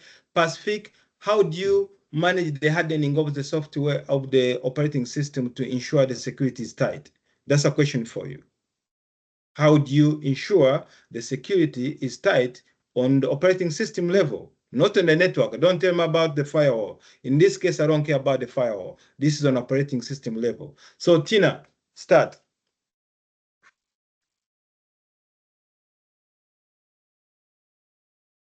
How would you help us save money because we are overpaying for our company? We are overpaying for cloud services. Thank you for the question. I can stop the paying for, like, I can stop the EC2. Yeah, I mean, I can go to EC2 and I can stop the instead so that it cannot be charged. Good. That's good. Remember, Tina, she's coming from customer service. Now she's getting an entry in IT. So her understanding and the explanation is perfect. They would understand and they will appreciate.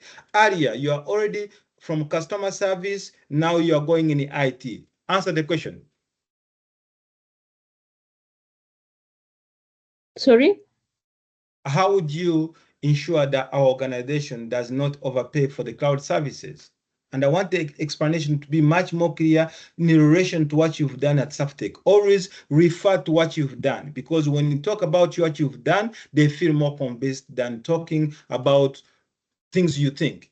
Don't think, just say, I've done this and this. They feel like you have hands-on and you've done it before. So tell us what you've done before to make sure your organization doesn't overpay for cloud services. I used to check the instances which are not used, which are not being used, and I used to stop them. So why don't you just say, I would make sure we are running services that are only supposed to be running. For example, I will go see the services that are running, like EC2s, the instances. If we don't need it, I will shut it down. That one would save us money. Would you repeat that again? How did you help your company not to overpay for cloud services? Because that's the biggest question online, because every company is complaining they're paying a lot of money. So now if you want to save them money, they're going to like you because everybody needs money. So tell us, what did you do to make sure your company doesn't overpay for cloud services? I'll make sure that we are running the Just say, services. refer to your job, please. Say, I was doing that at Saftec Canada when I was hired. There's a lot of services that was running, like instances. Sometimes we'll have some instances where we are training, testing some applications, and whenever they would leave, they will leave them running, and the next day they will cost us on the billing will be too high. So every time I would quit my platform, I would go there, use the cloud watch, or just go physically, make sure only the services that are running are services that are supposed to be running. Do I make sense? This is not English level. This is just common sense. Try I again, and we are finishing in a few minutes.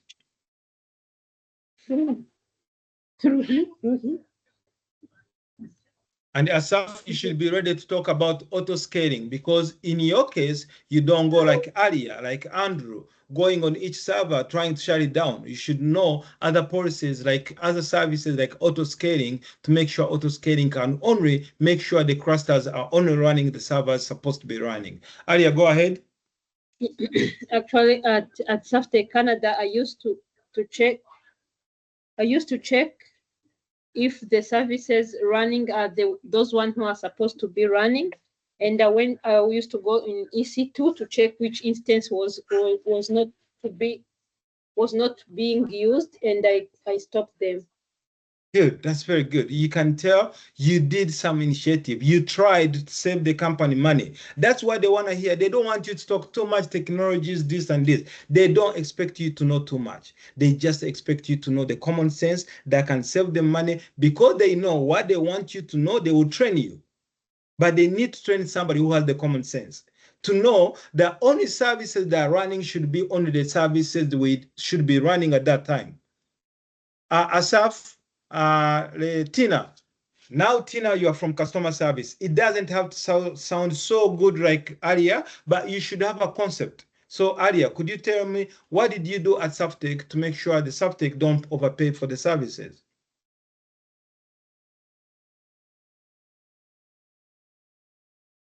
Andrew, who is ready? I take one? Yeah, to take it on. Okay. At Softtech, I've been checking. Just say thank you first. This is not your brother you're talking to. He's an interviewer, the guy who's going to give me the job. Thank you very much for the question. And also smile, be flexible, do like this.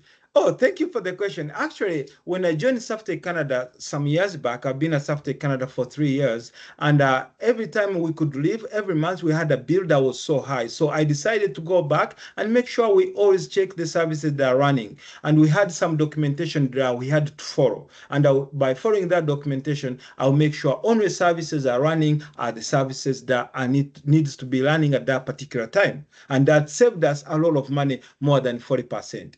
That's what the hire wants to hear. He doesn't want to hear talking about where you went to school, the university. They don't want to hear that. They want to hear, do you have a common sense? The common sense that's going to save them money. So on that aspect, Aria, could you try to say it again? I'm pushing you, Aria, a lot because you have an interview soon. Yes, thank you.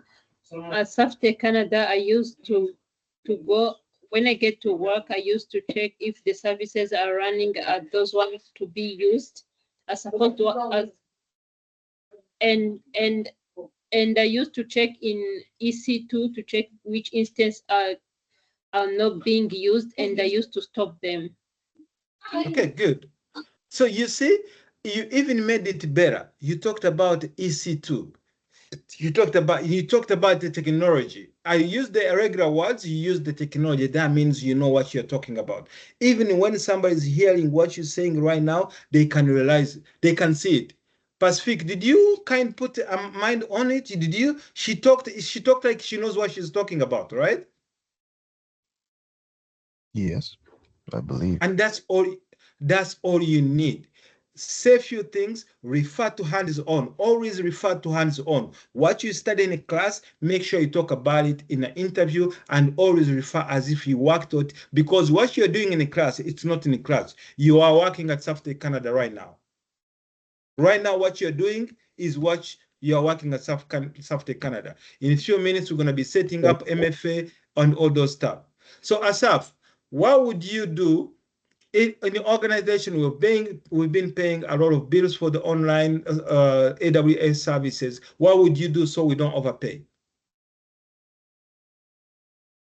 Yeah, thank you so much. Actually, for in my last assignment, we were applying auto scaling to make sure that only the services or the resources needed are the ones running. And in this case, we would just make sure that if the instances in EC2 are no longer in use or no longer needed, they should be stopped or removed. Or we could also make sure that also the other services, maybe it's not only like instances, you can as well also check on Dockers and containers if they are no longer needed and they are stopped. In this case, then the cost is reduced. That's very good. How did you use the Dockers and containers in your at your previous job?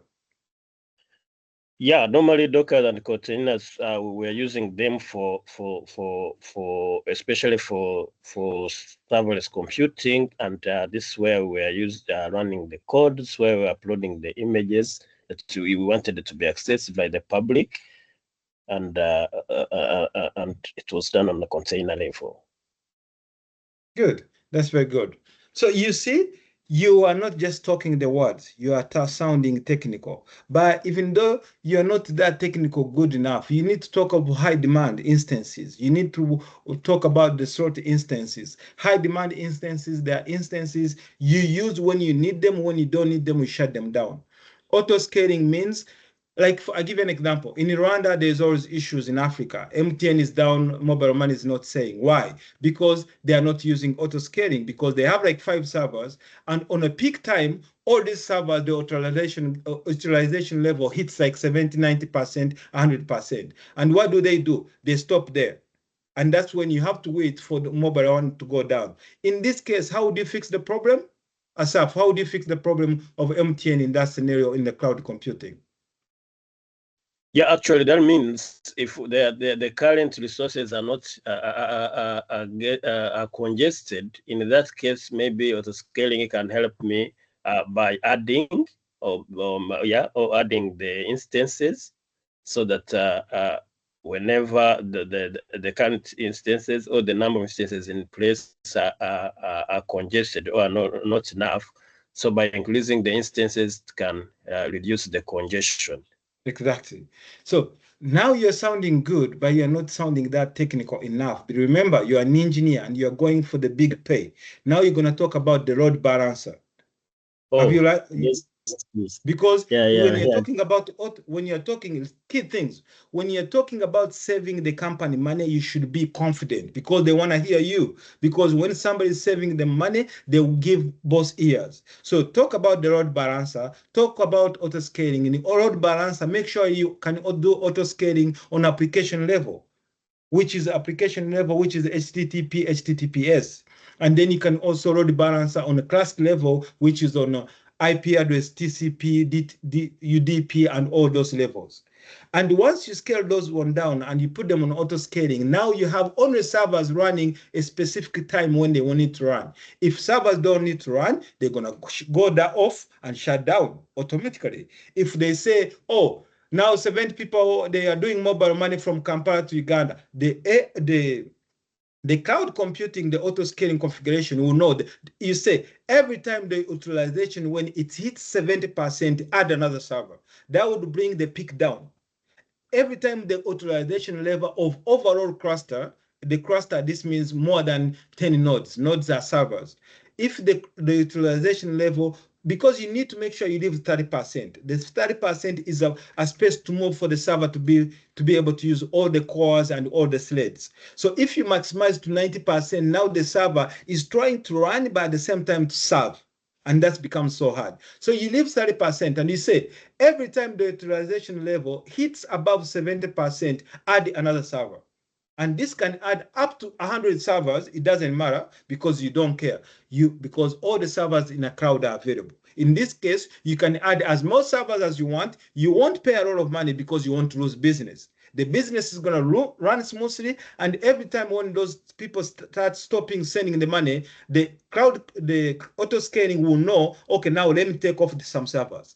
And it will take off all the servers until when it's left with one server. So I want you to build on that. Money, when you're talking to impress somebody. Sorry. Now that means now auto scaling and load balancer. So that means they work hand in hand. Exactly. And how do you manage all those? You need to use the Cloud Watch. You have the Cloud Watch, you have the Cloud Inspector, you have the Cloud Guard. Because when you are like, when they say, tell me about yourself, just talk about what you did for the last company that saved them a lot of money. That's what they want to hear. And bring in the new technologies, new ideas. And also talk about creating the machine learning modules like AI agents. And the last question, Tina. Who has designed AI here? I think most of you. Now, you can use, let's say, Tina, I don't know, Tina, Andrew, I think Aria, you've designed the AI agent, deployed it and trained it. Have you done that? Asaf, I think you've done that. And now, Aria, when you're telling when you're in an interview, remember to bring the AI, because now when design and deploy those AI agents and they ease up the job, that means on help desk where there are supposed to be 10 people, now only 3 people can work there. What does that mean? You've saved a lot of money in your company. That's why they want you, because they know you're going to save them a lot of money. So think of that, maximize it, and think more of saving. You can use ChatGPT Copilot to ask more questions about saving, because every client wants to know how to make more money. That's what they're interested in. And secondly, they need to know if you can keep the light moving. The light moving means if services can keep running. And the question for Pacific, how do you do the hardening for the single? Let's say there have been a threat on, there have been a threat, and the threat is about the virus that have been attacked your company, and you've took all the domain controllers, and you want to do the hardening on one of the domain controllers that is left online. How do you do the hardening process? And this is cybersecurity. And you're going to have those tickets coming to you every day, because every time the scam detects and threat, you have to react, you have to quarantine, you have to do all the, how do you do that? And we're going to cross from Pacific. Tell us how you do the hardening for the hardware, direct hardware, maybe direct server on a particular server. How do you do the hardening to make sure it's a virus free? Don't tell me about scanning. Scanning comes when you're looking for the virus on a system. But in this case, you are doing the security hardening so the virus can't get in. Tell me 3 procedures. Yes, thank you for the question. To make sure the virus doesn't come in, first of all, I'll make sure my system is patched for vulnerabilities, all non-vulnerability. The patching. And the second thing is to make sure that I'm using EDR tools like CrowdStrike or any other EDR tool to make sure that I'm monitoring all the systems and to enforce least privilege. So if you are doing the hardening, now you're talking about making sure the system is patched.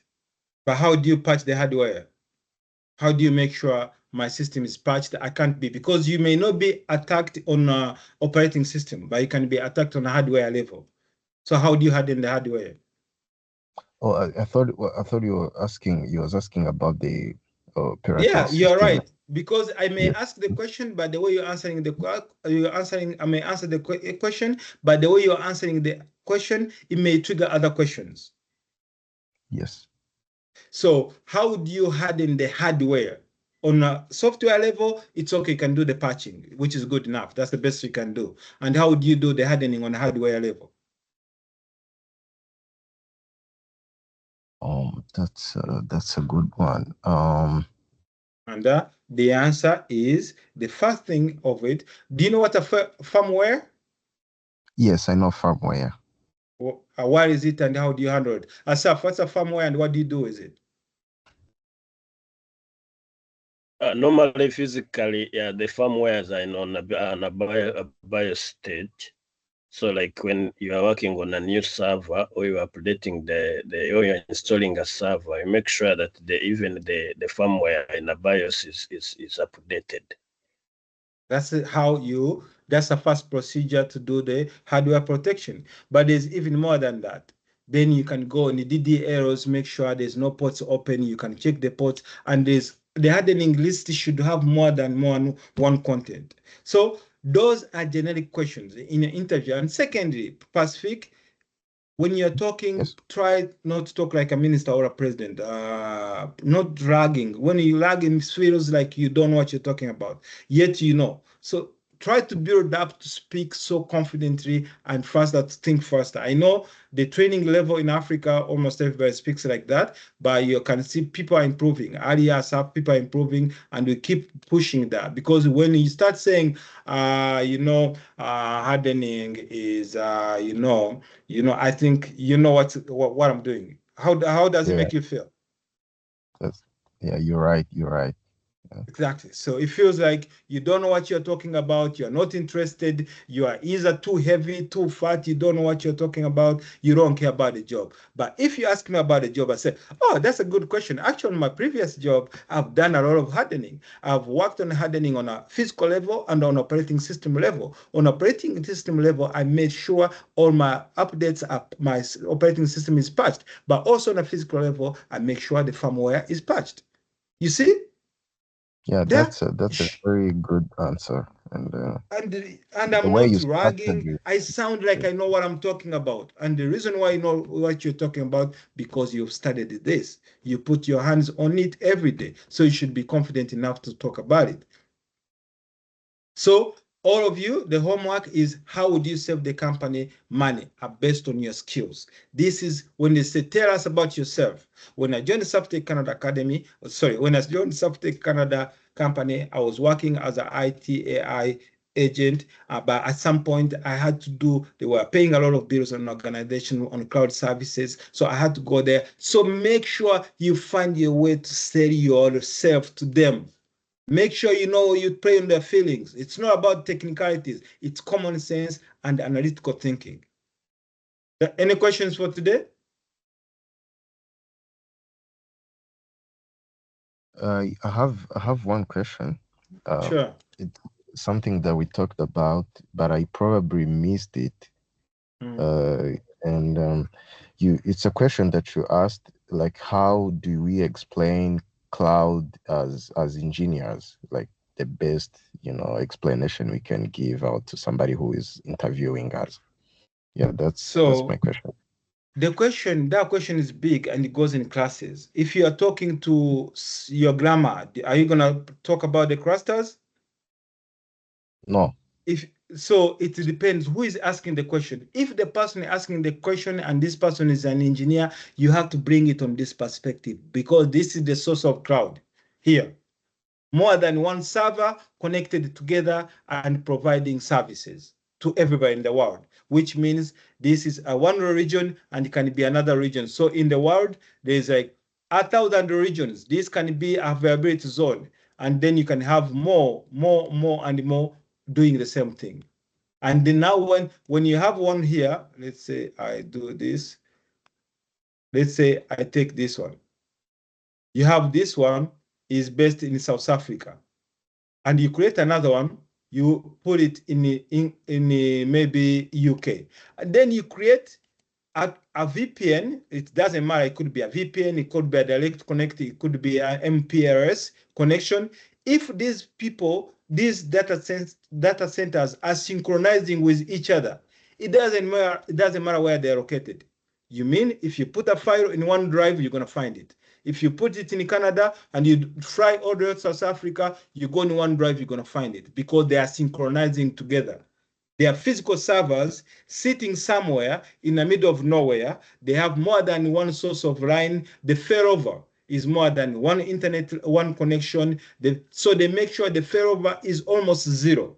Power, when the power is gone, the generators are there. When the generators are dead, the solar system is there. The solar system is gone, the hydro line is there. So on a power level, they have 3 backups. Then everything is backed up. Everything, the failover is in more than 3 phases. Power in 3 phases. The connection may be the management network. It's in 3 lines. In case, and then you have replications and synchronization going up and down, which means the services are high availability, are on a high availability level. Anytime you can get them, it doesn't matter what time and where. Does that answer the question? Yes, that's very clear. Good. Thank Any you. more questions, guys, for today? From me, no question. Just thanking you for what you shared today. Actually, apart from now working on how to save companies money, then I picked key points today which is about availability zones, scalability, and load balance. And I'm sure from now on I've mastered this. Exactly. And it's you to learn on your own. If you need to know the guideline, the roadmap, you type in like cloud architect. Let's say cloud, my computer has issues. Architect, roadmap. Just write it your way. It's going to tell you which road you need to take. So when you're on the road, make sure you don't lose the direction. This is the roadmap. It's the same thing they're talking about, the same thing. So you start with this one, you can say, you can take this one you don't need it, you already know that. And this you don't need it, you already know this. You don't need this. maybe you need this block, storage blocks. You just make sure yourself you familiarize and you finish this part. Then you move on the second part. All of you are on this part because you're creating EC2s. Then from EC2s, you know you're gonna end up on S3s, which is Bob's in VMware. Then you know VCPs. So afterwards, you should have an operating infrastructure. And once you have here, maybe I'll give you the certificate, but you also, you know, you can get the Azure or AWS certificate, which will help you more. But most people, they need somebody who can introduce their skills so well, who can market themselves so well, and who can stand there and make sure they feel they need him. And this is about talking, communication skills, and this is about telling them what they want to hear on high skill and making them feel and believe you are bringing that more than one person on the team. And that way they're going to hire you. They don't care. The rest of the thing they're going to show you, they need to know you have the basics. You have the basics to get in. Once you get in, they know you're going to figure it out. But they know that this person, is this a team player? And that's when you smile. That's when you refer to your company. And they need to know you have technical skills. That's when you dig deeper to show that you know what's EC2, what's all those pieces. They will know, oh, this guy can go deeper like that. He knows what he's talking about. And more importantly, they need to know, are you going to make them money and save them money? 3 points. And I can't teach you more. You only have to try. I will be meeting Monday, Wednesday, and Friday. Sometimes I'm here every day. I think most of you guys, I teach you every day, but normally it's Monday, Friday, and Saturday. Sorry, Monday, Wednesday, and Friday. If I'm not there, so that is going to teach you the same thing. We repeat the same thing. So the more we repeat it, it gets in your brain. And once you get in an interview, you'll be surprised. So if no more questions, we call it a day. You can stay online. I'm stepping out. Asaf, you can